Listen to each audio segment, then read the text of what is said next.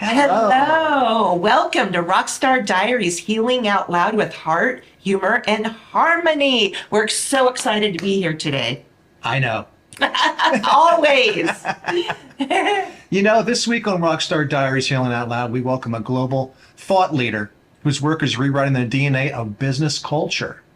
Dr. Bruno Cignacco. Yes. International business consultant, TEDx speaker, researcher, and author of The Art of Compassionate Business, has spent over 30 years growing the truth the world desperately needs right now. You can run a company that is wildly profitable without losing its humanity.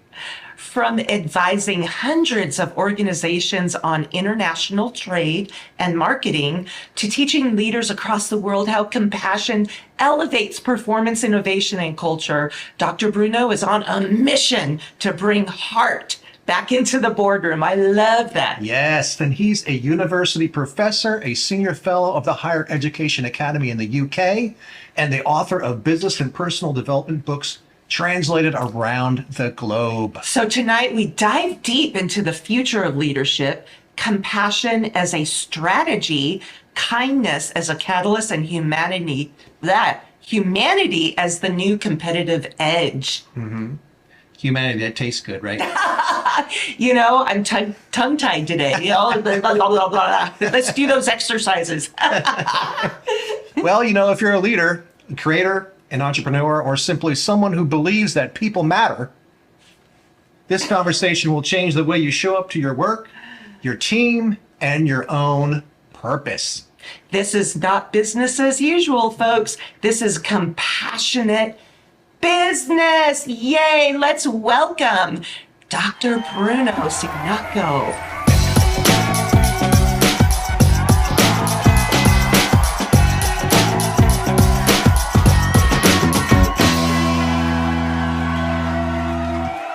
Hey! Hello. Thank you for the invite. Thank you very much. Oh, we are so blessed to have you. We truly are. And can you tell us where in the world you are right now? I'm based in London, UK. Here is midnight. I've got you up late. It's okay. It's very quiet here. My goodness. Well, you have so much to share. We're just going to dive right in because we find this very fascinating. It's where our heart and passion lies, especially in the corporate world, humanity, in the business world, compassion. You have spent decades teaching that compassion and profitability are not opposites. So right? true. So true. But what happened? We see in the media, you see a lot of examples of companies that are behaving in a non-compassionate way. How many times we see in the newspapers companies that are firing employees mercilessly? How many times we see companies that are polluting the environment? They are deceiving customers. They are deceiving suppliers. And these are examples that are example of models not to emulate. In my book, I introduce readers to a new paradigm, a paradigm where you can be profitable, you can be productive, you can have a high market share, a good brand image, a good reputation, and also you can care for customers, care for employees, care for managers, care for suppliers, care for the community members, but also you care for any single stakeholders. And this is very simple to apply, but many companies tend to act in the opposite way, in a non-compassionate way. We can discuss this in detail if you want. Mm-hmm. So yes. You've advised companies all over the world. So what cultural differences have you seen regarding how people treat each other at work? Very interesting question. In the world, there are two main types of culture, what we call collectivist cultures. For example, some countries such as South Asian countries, for example, China, Thailand, and other countries in that area. But also then you have individualist cultures. We can include the UK, we can include United States. And the difference between these two types of cultures is fundamental. Why? Because individualist cultures tend to privilege deals. Time is money. Let's close the deal as soon as possible. The business side of relationships.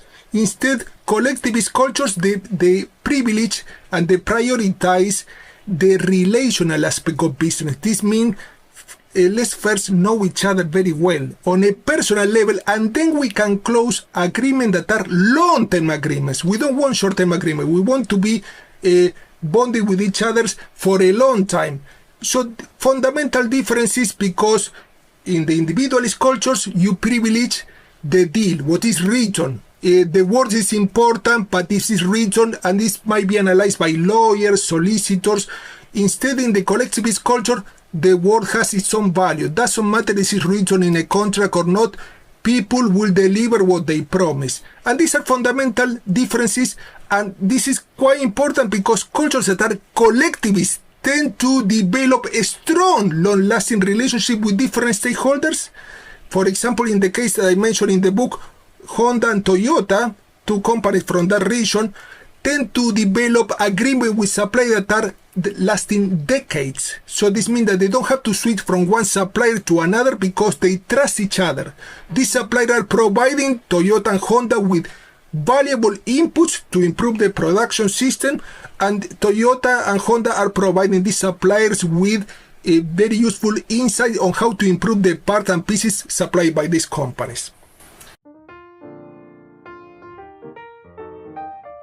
Okay, we know Thanksgiving can be very stressful, especially when you don't have room in the fridge. No worries. What? We got plenty of Tupperware.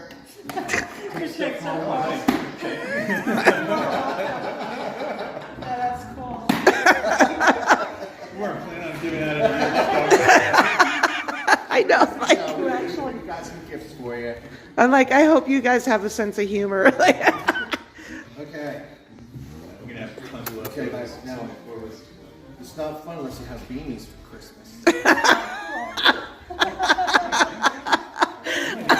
And then you got, oh yeah, you gotta have something like that too. You guys just come from the airport or something? And then Yeah, our band.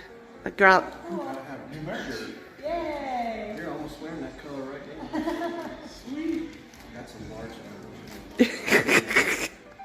Oh my goodness. So silly. Okay, there we go. We got her. You're funny. Oh my god. Texas or there you go. Thank you. Oh my god. Oh my God, wait, what is this? I don't think Jeff can wear this. He's from New York. No, I'm gonna get beat up. This is for you. My friends will beat me up.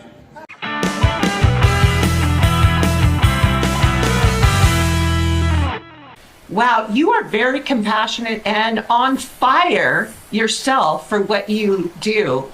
And I'm so excited about that because you mentioned Toyota. I want to jump to the positive. Is there a specific country or company that fully embodies the human-centered leadership like what we're talking about? There are many examples. In the book, I included hundreds of examples, but I want to mention a few examples. For example, Patagonia. Patagonia is a company that is considered one of the most compassionate companies. Patagonia developed what we call outdoors for attire. For example, clothes to use outside. And also, this company is so compassionate with their employees that when their employees have small children, this company will have a nursery on site paid by the company for this worker to go leave their children and see these children during the midday or the break that they have during the day, and also then can pick up with their work. So this means that this is very important. But then when you see the company's mission that they put in a very metaphorical way, you see that they say that our shareholder, our owner, is the planet. So this is a nice metaphor. Why? Because this company is devoting a lot of funds and effort to support environmentally friendly projects. So this means that they want to live a better world. This company is behaving in a sustainable way. They're not thinking only about short term, they're thinking about long term perspective, and they want to live a better world. these are two good examples of companies that are very compassionate, but also I mentioned other companies. For example, in the case of the Body Shop, that is a company that develop products that are healthy, cosmetic products that are healthy. This company is supporting suppliers that come from communities. For example, some producers in less developed countries like Ghana, where these producers are supporting the whole community. And this company is paying a fair price. This means that they are paying a fair income for their inputs. And with these inputs and the income from these inputs, they can support communities, build schools, develop infrastructure. So this is an interesting point, because this company is not only there to make money, but it's also to give back to communities and give back to the environment. Also, this company try to avoid animal cruelty. This means that they try not to damage or harm the fauna in the world, but also try to avoid pollution. Why? Because they use only natural products, avoiding chemical ingredients. So there are many examples. These are a few examples that I mentioned, and you see that when companies behave in a compassionate way, and let's define compassion, because we haven't defined compassion. Compassion is understanding how others think, understanding how others feel, and try to support them whenever possible. So this means that compassion is others oriented. You support others. You are generous, supportive, kind to others. And when you act in this way, you tend to create a positive cycle of compassion, because these people are more prone to behave in a compassionate way with you. When you support the stakeholders, they are more prone to support you. And this makes sense from the business perspective. Absolutely, 100%. So Bruno, can compassion be measured? If so, how does it show up on a financial report? I like this question, and I always tell business leaders who I give talk worldwide, a very famous thought leader observed, not everything that counts can be counted, and not everything that can be counted counts. This means that there are some things that are valuable that you cannot quantify, you cannot measure precisely. For the reason, in my book, I divide the business factor into two categories. What I call qualitative aspect of business, what cannot be measured, what cannot be counted. For example, compassion, generosity, gratitude, kindness, camaraderie, support. And quantitative aspect of business, what can be measured, what can be counted. For example, market share, profit, productivity, quality levels. Now, most companies tend to focus on quantitative aspect of business, what can be measured. And this doesn't make any sense, because when you focus only exclusively on quantitative aspect of business, for example, profits, you tend to achieve this aspect by all means. Why? Because you tend to achieve as much profit as possible. In some cases, deceiving customers. In some cases, polluting the environment. In some cases, manipulating employees or exploiting employees. In some cases, mistreating community members. Instead, when you have a balance between quantitative aspect of business, profit, market share, and qualitative aspect of business, which are compassion, generosity, gratitude, you tend to achieve a better brand image. You are the people around, the community members, customers, employees know that you are not only there for the money, but you are there also to improve the world, to treat people well, to improve their lives, and to improve the planet. So this means that your business mission is not only economic, but also has a social aspect and has an environmental aspect. This means what we call the triple bottom line. Economic, social, and environmental is much broader. This generates a better brand image, better reputation. This attract high quality investors, attract more talented employees, and the company is more prone to keep these talented employees. Why? Because employees want to work there not only for their salary, because they know they are contributing to the world in a positive way. And this company has also more loyalty from customers. So being compassionate is not only treating others in a kind way, supporting them, but also you generate more business outcomes, more profit, more market share, because your brand image improves, your reputation improves, You are shown in the media as a positive example to emulate, not as a negative example in the scandalous media news that you see very frequently.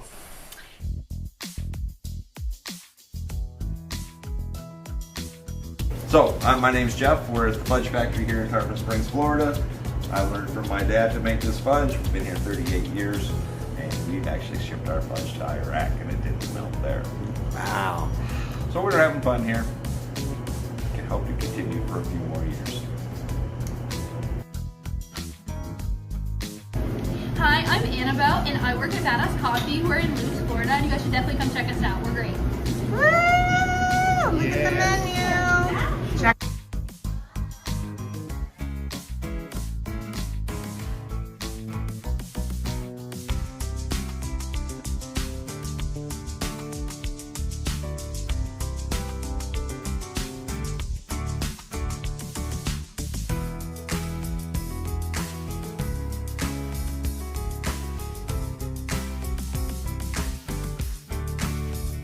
In one of your articles that I read, you talk about the difference between service and servitude, that you shouldn't get those confused. I like Can you talk a little bit about that? Yes. Most companies, I love this topic. Most companies tend to focus on sales. And this, I'm a marketer, and this is the wrong approach. You can say, what is wrong to focus on sale? The sales attitude is what takes company to bankruptcy. I would say in many cases. How you can say this? Well, there is an alternative attitude. Sales attitude is only focusing on selling more, getting the most expensive product going out first. You're not focusing on customer. You're focusing on your own profit. You're focusing on your own sales, on your own market share, on your economic results. So you're self-centered. Instead, service attitude, and doesn't mean servitude, doesn't mean that you are slave to others, doesn't mean that you are doing anything for others. Service attitude means adding value to customers. When you adopt a service attitude, this means you ask yourself continually in this question: how can I improve customer life in a regular basis? How can I make them more satisfied? How can I meet their expectation? How can I surprise them? You don't want only to meet their expectation. You want to exceed their expectation. We call in marketing delighting customer. You want to surprise it in a positive way. What is genius? Many companies don't understand. Many companies cannot even meet the basic expectation of customer. I give you an example. I'm half Italian, and I went to a coffee shop here in Lando a long time ago. And now I'm not drinking so much caffeine, but I used to drink a lot of caffeine in the past. And I went to a coffee shop, and I asked the waiter, can you please bring a cappuccino to the table? These are the big brands, the big chains that you also have in the United States. I don't want to mention the brand. And so I was waiting 15 minutes. The cappuccino wasn't coming. I said, okay, what is going on? And they came 20 minutes late, and they brought the cappuccino and drank the cappuccino. The cappuccino was cold. Delivered late, cold. I didn't say anything. I didn't want to complain.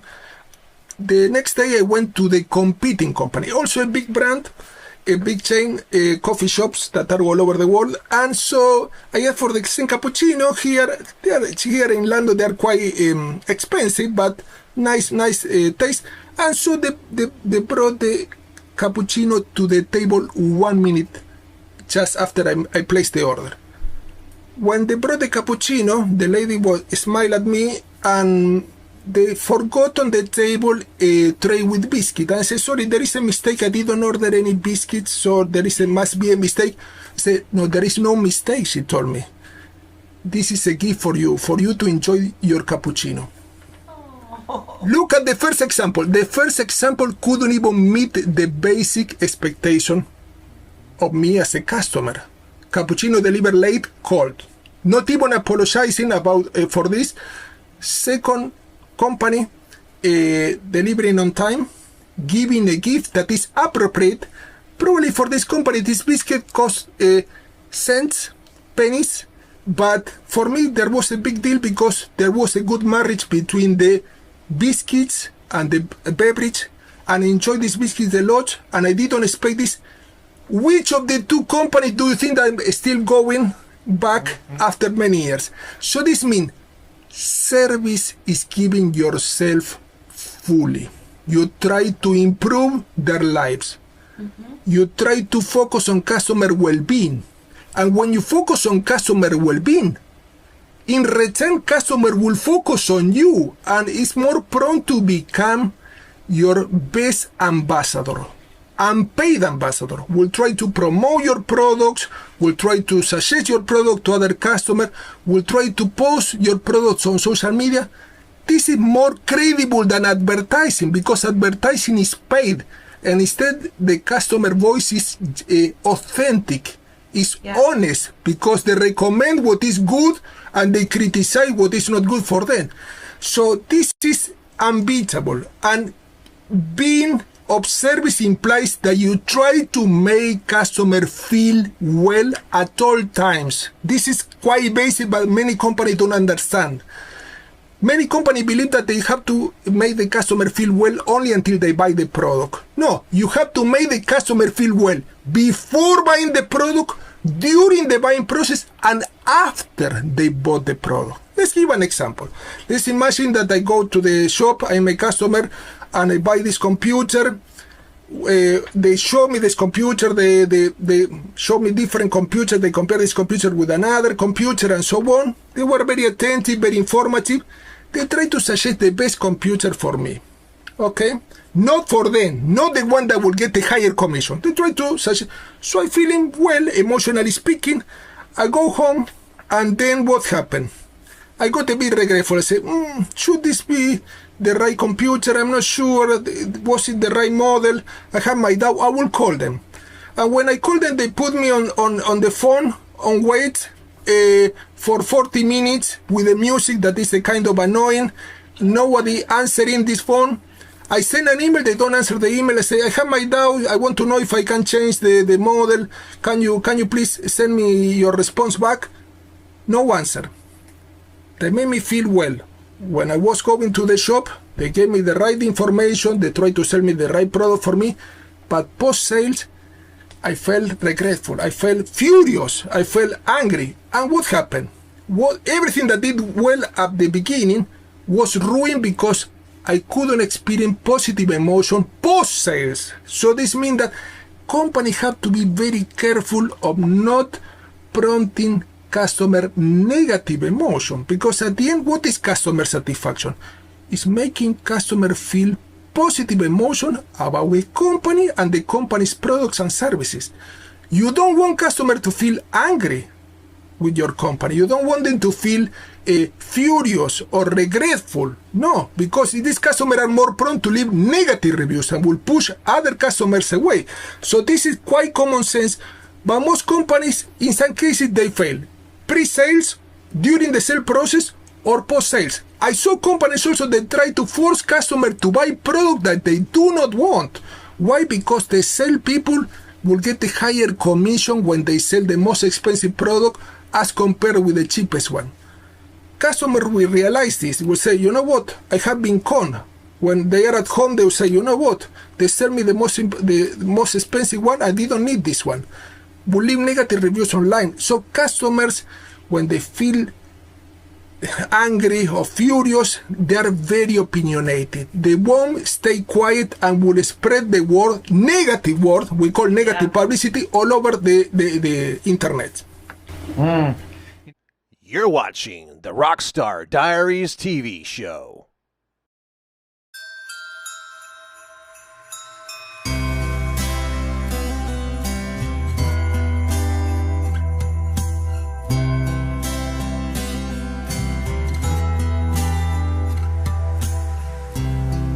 Do you miss me? Did you give up on your dreams? Can you face the fear of giving to unbelief? Have you kissed the kids? Remind them to be true. Did the fight crush your spirit? Still my hope for you is that you love like there's no tomorrow, dance like there's no more sorrow.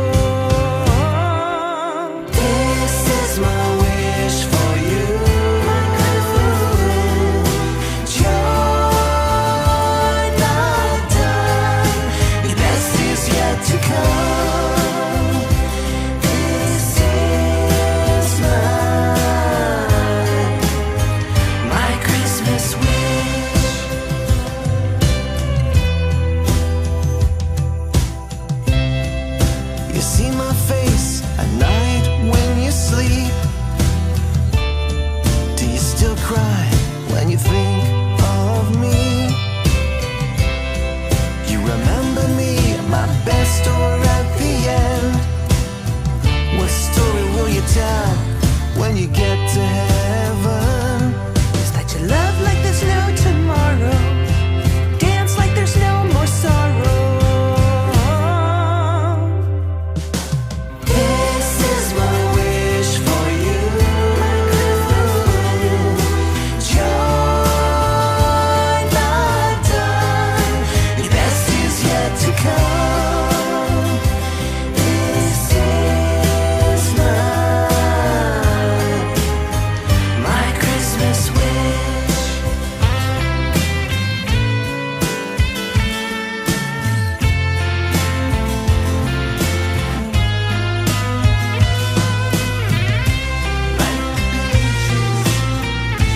You are ageless.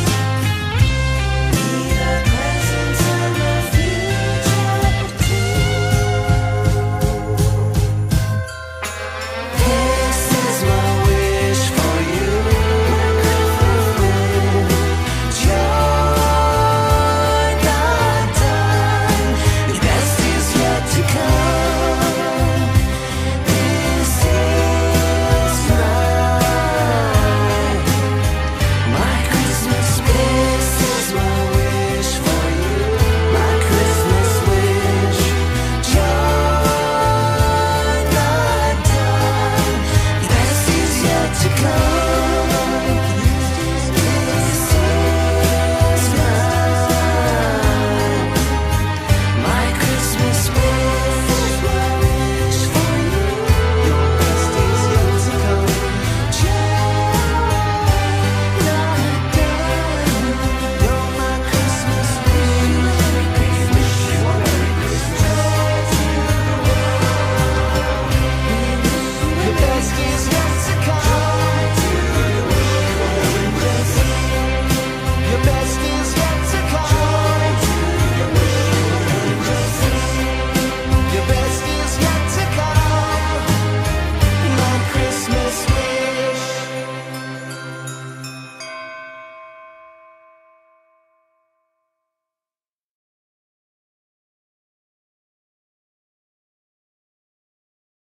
You know, I've worked for nonprofits, I've worked for big companies, mid-level, small companies, and now I'm the CEO of my own company. And one of the, epidemics right now is burnout. And so what would you say to leaders right now who are feeling burnt out or disconnected Very from their important. teams? Yes. Well, this is very important. First off, we have to understand that burnout could be broken down into many subtopics, but let's start. In many cases, burnout is not the natural consequence of being at work. It's the natural consequence of a wrong company policy or wrong company system. Yeah. Let's give an example. I see companies here in London, UK, and in the whole UK too, that our employees have 8 meetings a day, 8 Zoom meetings a day. So when I discuss this with the companies in person, I ask them, is it necessary to have 8 Zoom meetings a day, every single day? Don't you think that this will tire employees, won't have time to do other many meaningful things? And they told me, yes, we can cut down to half, but this is what we have been accustomed to doing. I said, but what you have been doing might be wrong. So some companies are very resistant to change. So the busyness, being continually in meetings, being continually talking to people instead of engaging in meaningful work, in some cases meetings are necessary, but not in excess. This creates a lot of a state of tiredness. People cannot even connect to one another, even to talk about how the weekend was, or on personal issues, or whatever they want to talk. They cannot relax. They don't have breaks. I see some companies that they have a very tiny break. So can we prioritize some break time so that the employees don't get to a state that they're close to burnout? Can we set up break time during the day, or can we have a break time every, let's say, 2 hours? Some companies do, for example, 15 minutes every 2 hours, or a big break are needed so that they can be relaxing. Can you have also social events that allow employees to let their hair down? what are we talking about this? I also mentioned an example in the book. Some companies have been implementing this according to our advice, and they have one social meeting once a week. So this means that, let's say, employees work Monday to Friday, and Friday afternoon, after finishing work, they meet in a restaurant or in a pub or in a bar, and everyone is there. The CEO, the customer service officer, the one cleaning the bathroom, everyone, no hierarchies. They can chill out, they can know each other on a personal level. They discuss not business topics, they discuss about the family, the hobbies, the sports. And there is a lot of research on this. They have a playful time. They can know each other on a much more emotional and mental level. And then when they go back to work, they go back revitalized. They connect to each other in a much more meaningful way. Not only according to their roles, they connect on a much more humane way. And this is wonderful. Why? Because these employees, when they have these social events, not once a year, once a week, they tend to be more happy, more satisfied. They tend to feel that their work makes a much more meaningful contribution to their lives, and they want to go back to work. They don't hate working for the company. They don't do only for the salary. They have a network of people that they know beyond their role, because the role is only a very tiny part of the person. So this is quite useful and very practical advice, and I see more companies implementing this. Many companies don't do this. They do only this on Christmas Day, once a year. It's not enough. It's not enough, because you know what? People are already tired at the end of the year.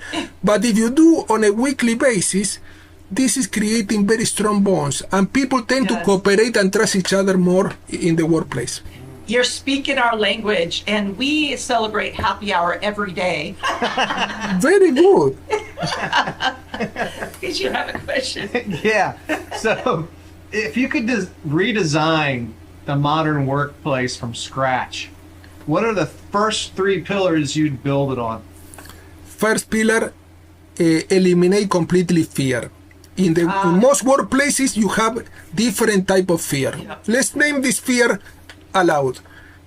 Many workplaces have employees have fear of being fired, fear of making mistake, fear of being ridiculed before colleagues, fear of being outpaced by colleagues, fear of sharing information and then someone else taking their credit, fear of proposing innovative ideas. They don't want to rock the boat, because in this type of company there is what we call groupthink. Everyone is thinking alike and nobody wants to rock the boat.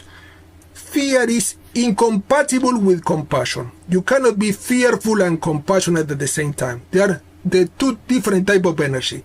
When you are fearful, you are in a freeze, fight, flight mode. You tend to be defensive. You tend to be reactive. You don't tend to connect with others. You tend to keep your information and resources for yourself. You tend to compete, not to cooperate with your colleagues. Not good. And you tend to distrust your colleagues. Instead, when you eliminate all this type of fear, and these fear are supported by policies. So this means that you have to reformulate all the policies. When you eliminate all this type of fear, people tend to trust each other much more. People tend to cooperate.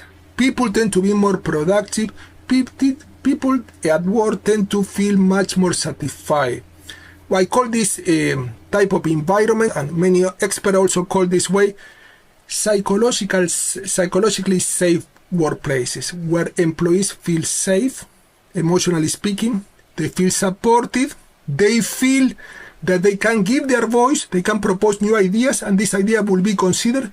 These employees also tend to serve customers much better. Why? Because when employees are satisfied, they're happy, tend to serve customers more effectively. And also these workplaces that we call psychologically safe workplaces tend to have higher employee attendance. This means that lower absenteeism, lower turnover, lower stress level. This means lower medical bills for the company, and higher productivity and higher innovation. And this impact positively on the bottom line. This means that when people feel safe, they feel supported, they feel treated in a respectful way. When they feel that they count, their contribution is meaningful to the company, these employees tend to bring about a positive set of effects a positive impact on different aspects of the company, including customers, suppliers, companies indicators such as profit, market share, and others. Wow, intense. Yes. That's some good stuff right there. I'm going to bring up the elephant in the room. A lot of companies' concerns right now, AI and automation. So as those become bigger, what becomes even more essential about being human? Very important. I like. There are two main concepts in business: high tech and high touch. High tech implies the use of technology to be more productive, to be more effective, more efficacious, to serve customer in a much quicker way, more effective. In some cases, you can even personalize some aspect. For example, with technology, you can develop some products that are tailor-made using software or automation. But technology on its own is not enough. High tech without high touch is not enough. Let's imagine that the company is fully automated. There is no employees interacting with customer.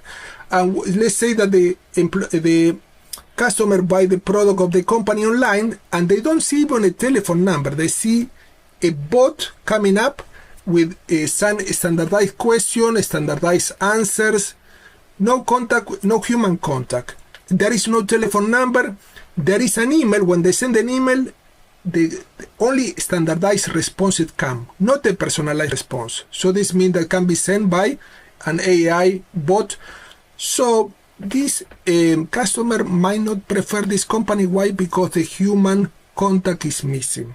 Let's compare the competing company that has all this technology and offer customer the possibility to connect to the company with video conference with a real person, or phone number, a helpline, or for example an email that could be answered by a real person.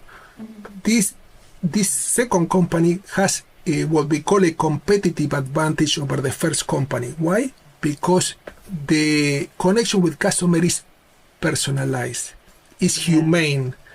The first company is depersonalizing customer, dehumanizing customer. I know that sounds very harsh what I'm saying, but why? Because they're connecting in a much more impersonal way. The first company is only technology to detach from customer, to get some distance from customer. It's like the customer is a nuisance, and we have to use technology to get rid of all this nuisance of dealing with customer. The second company has a different approach.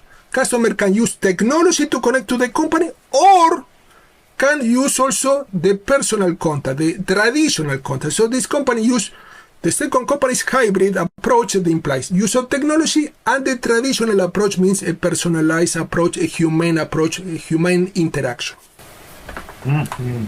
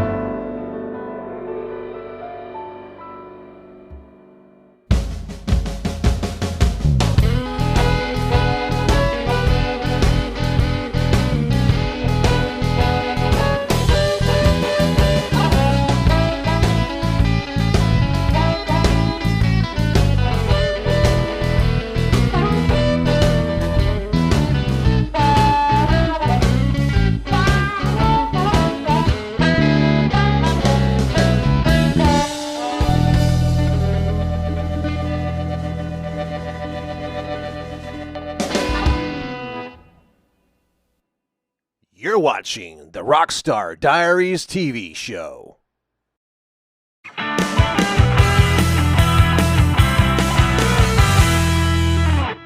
Excellent.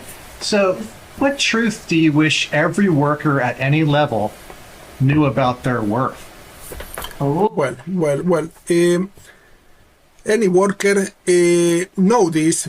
probably in the depth of their hearts, they know this, but in many cases, companies brainwash these workers in a negative way.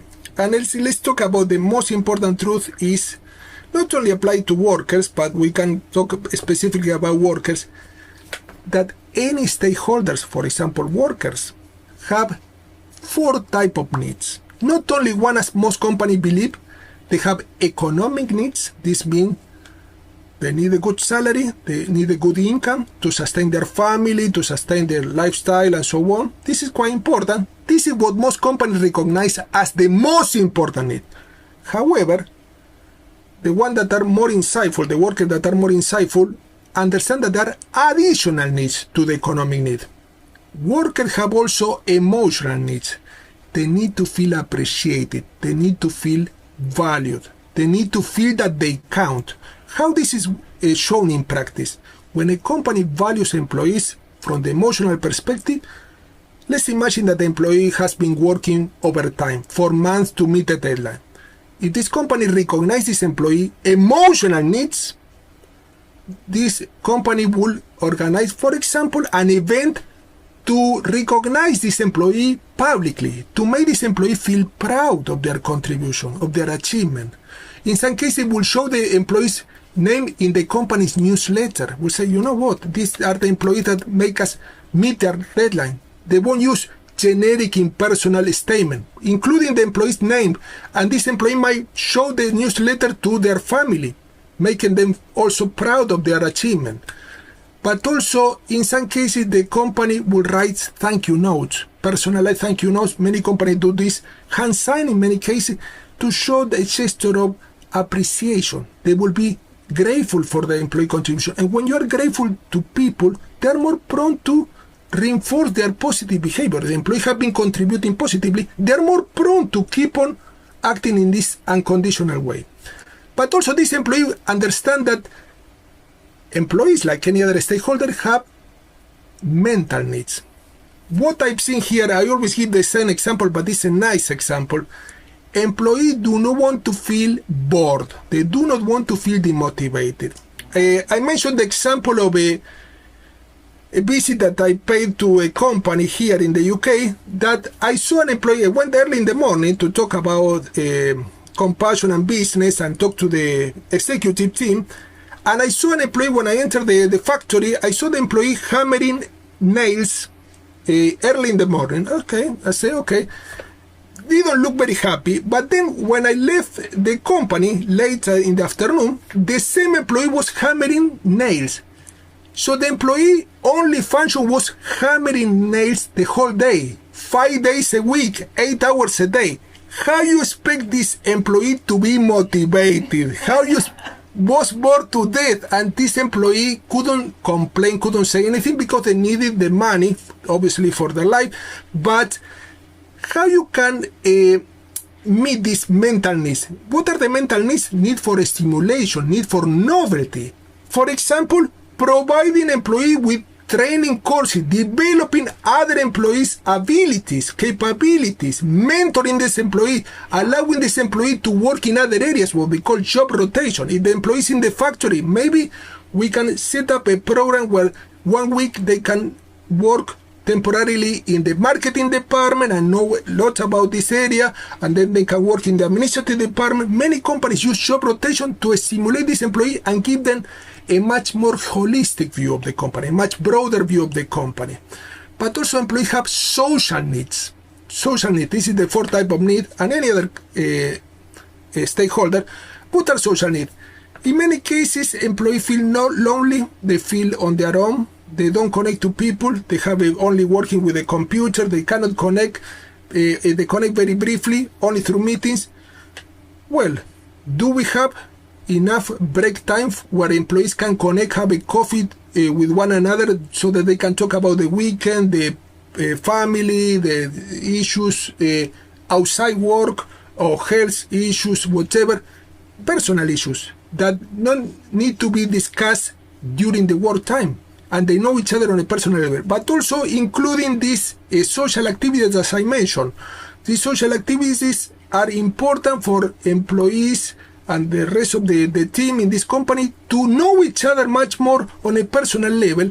And because at the end we are all social beings, and we saw this during COVID that people were very, in some cases, upset. Why? Because they couldn't connect to others.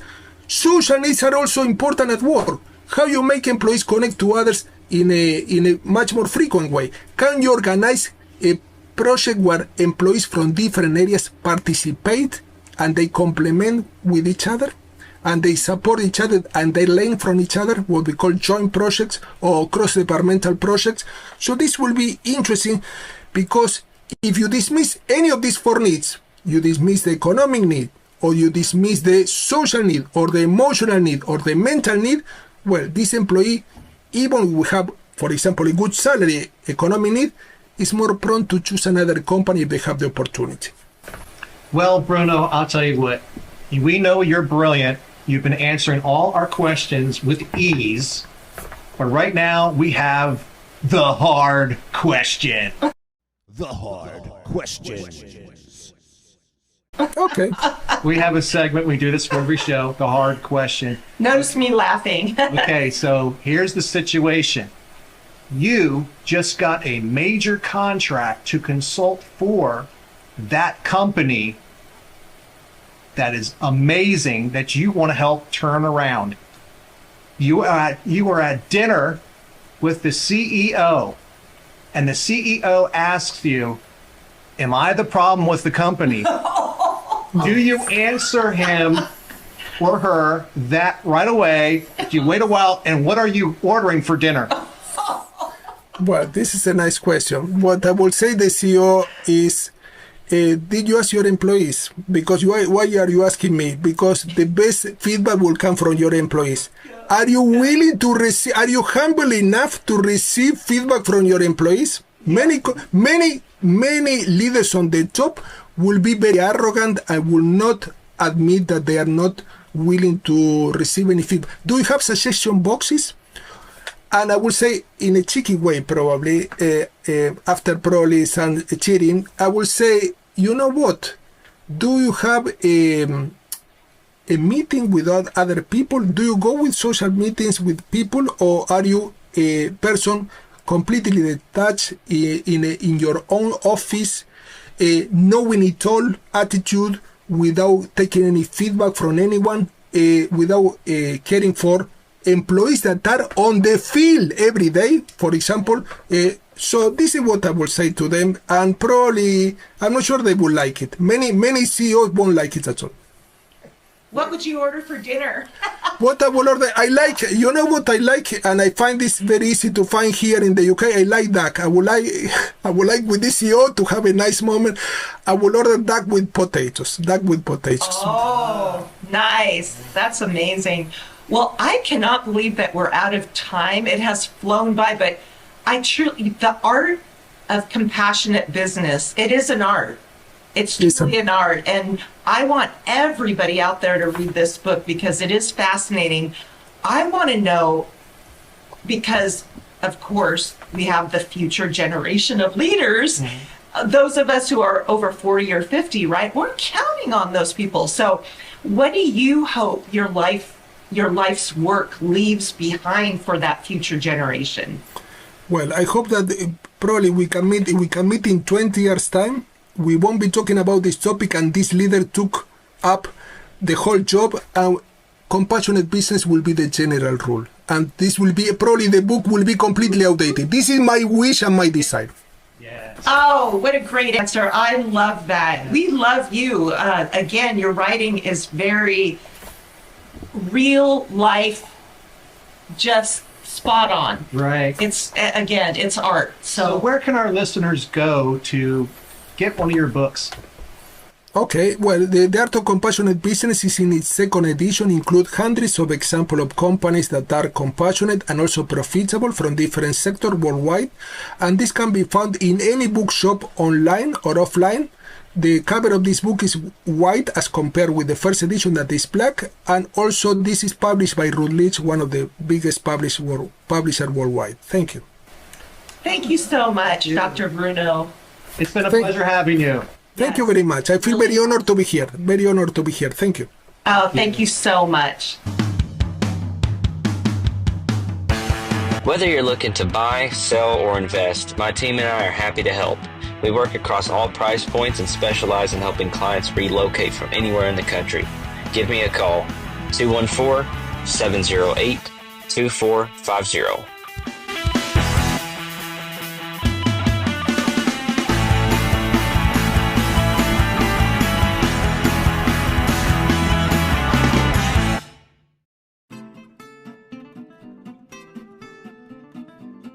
Cedar Ridge Acres soap.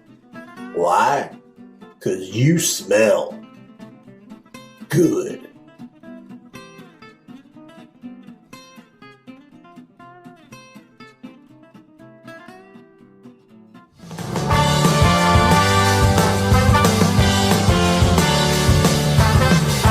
Listen up now, people, from every corner of the world.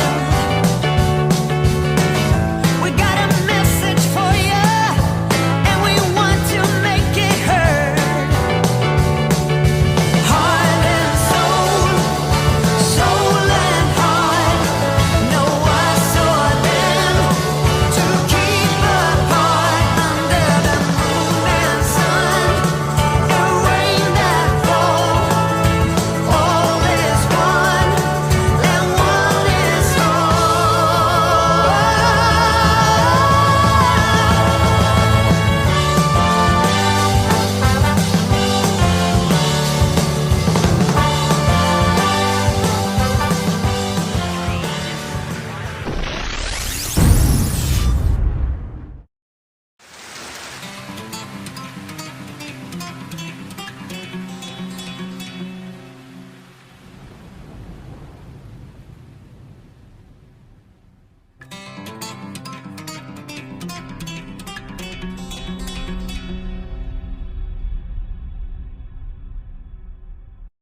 Led entrepreneur with a powerful message, but no idea where to start with a podcast?